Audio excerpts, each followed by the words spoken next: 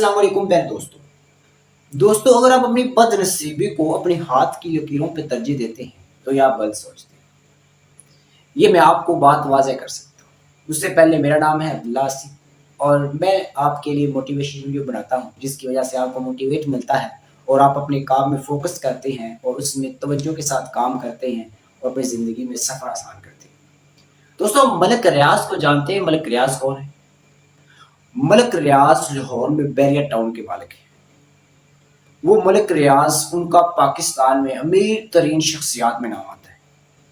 اب ملک ریاض پیچھے سے اپنے بیک گراؤنڈ سے امیر نہیں ہے، وہ پہلے ہم جیسا ایک عام شخص تھا، غربت میں رہنے والا ایک غریب تھا۔ اب وہ ملک ریاض اتنا امیر کیسے ہوا؟ اور یہ واقعہ، یہ کہانی، یہ موٹیویشن آپ سن کر اتنا ضرور سیکھ جائیں گے کہ ہم کہاں غلطی کر رہے ہیں اور کہاں اپنی زندگی کو درست چلا رہے ہیں۔ ملک ریاض پاکستان کا بلین شخص ہے اور بیریا ٹاؤن کا مالک ہے، اور بیریا ٹاؤن کو لاہور کا دل مانا جاتا ہے۔ اب ملک ریاض ایک غربت میں رہنے والا شخص تھا۔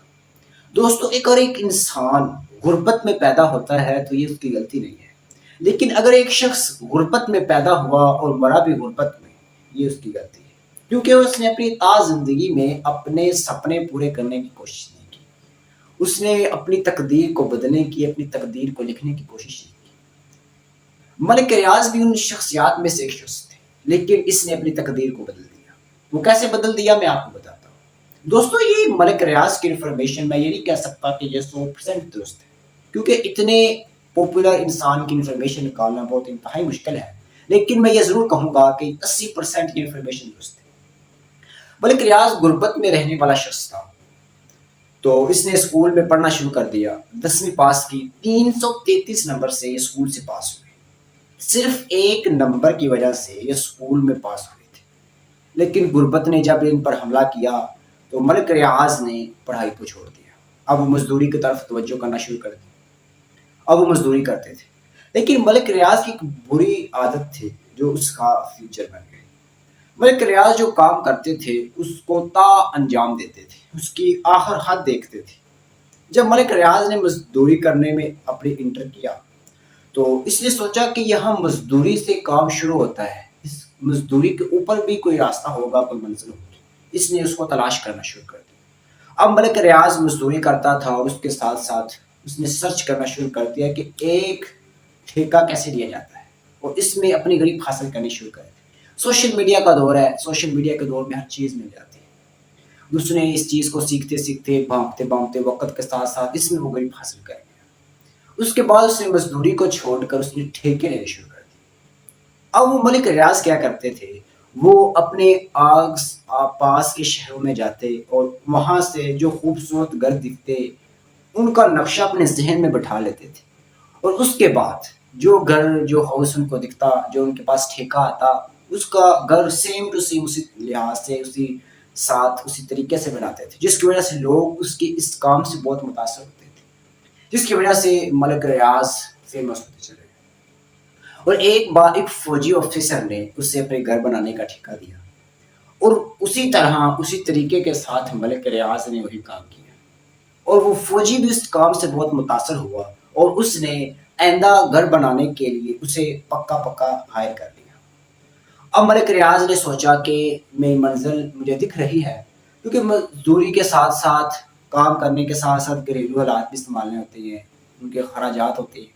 تو ملک ریاض نے سوچا کیوں نہ اپنے اتنے کام کے اندر ایک چھوٹی سی آمدن میں ایک سیٹ پہ رکھوں جو وقت آنے پر میں استعمال کر سکوں، اور جس کی وجہ سے میں اپنے خواب کو تعمیر کر سکوں۔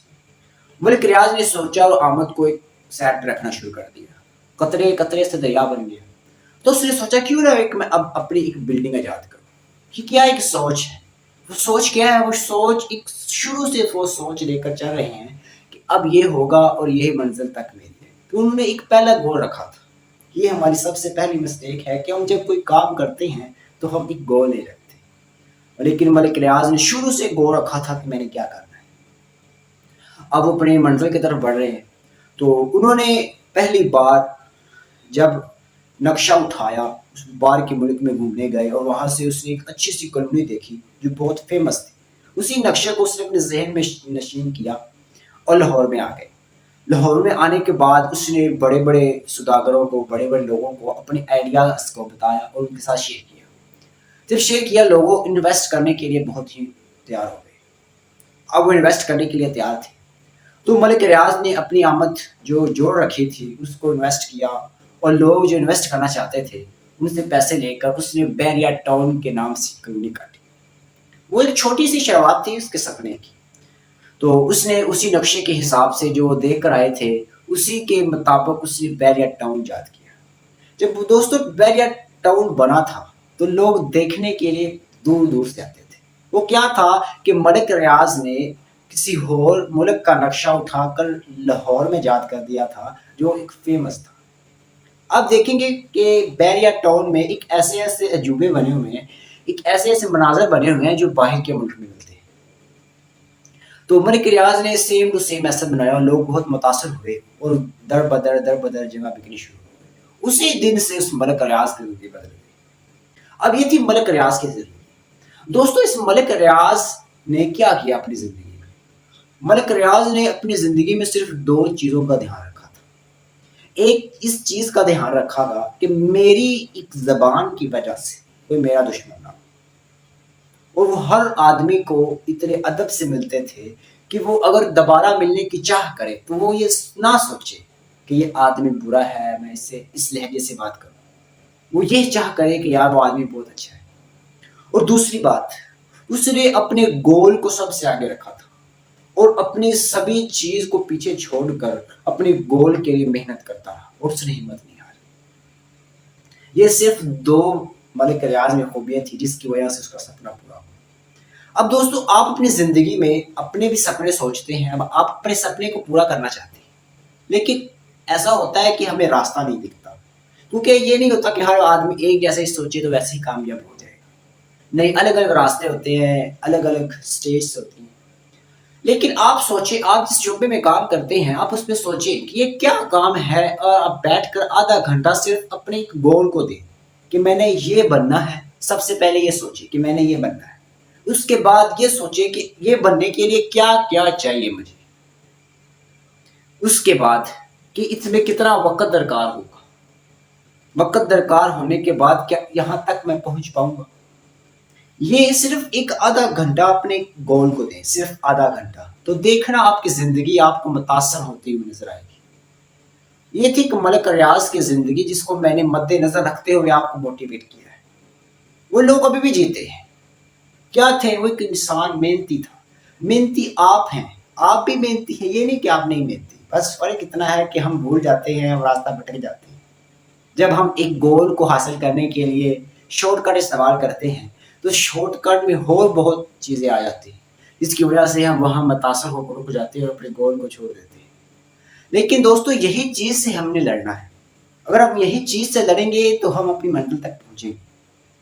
جب آپ اپنی منزل تک پہنچیں گے تو پیچھے دیکھیں گے تو آپ بہت ہی آگے پہنچ چکے ہوں گے، لیکن اس میں صرف 100 میں سے 10% لوگ جاتے ہیں، کیونکہ 90% لوگ بھٹک جاتے ہیں۔ اور یہ تھی دوستو ایک ملک ریاض کی زندگی سے متاثر ہونے والے جذبات۔ اور دوستو اب آپ سوچئے گا کہ آپ نے اپنے ایک گول کو حاصل کرنے کے لیے کیا محنت کی، اور اگر آپ نے کچھ محنت کی ہے تو مجھے کمنٹ میں ضرور بتائیے گا، کیونکہ میں بھی آپ کا دوست ہوں، مجھے اچھا لگے گا کہ اگر کوئی میرا بھائی، میرا دوست میری باتوں سے متاثر ہوا ہے۔ تو اس پہ میں نے ایک چھوٹا سا شعر لکھا ہے، میں آپ کو سناؤں گا اور اجازت چاہوں گا۔ آنکھوں کی سیاہی سے ہاتھ بھیگ جاتے ہیں، آنکھوں کی سیاہی سے ہاتھ بھیگ جاتے ہیں، مگر ذرہ ہاتھ میں نہیں آتا۔ 2 عرصے گزار دیے خود کی چاہ میں، جب پکڑا دامن ان چاہتوں نے تو کہتے ہیں کہ وہ خدا ساتھ نہیں۔